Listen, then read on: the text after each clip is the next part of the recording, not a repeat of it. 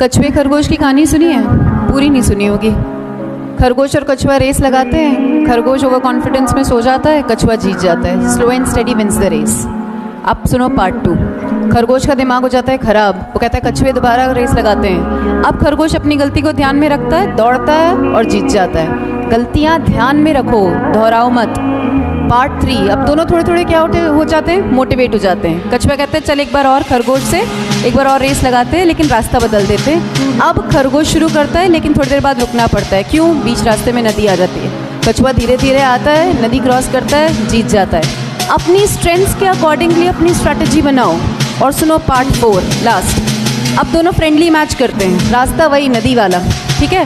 ज़मीन पर खरगोश के ऊपर कछुआ, नदी में कछुए के ऊपर खरगोश। कम टाइम में रास्ता पार। फ्रेंड्स ऐसे बनाओ जिनकी स्ट्रेंथ आपकी वीकनेस हो। मोटिवेटेड भी रहोगे और रास्ता भी आसान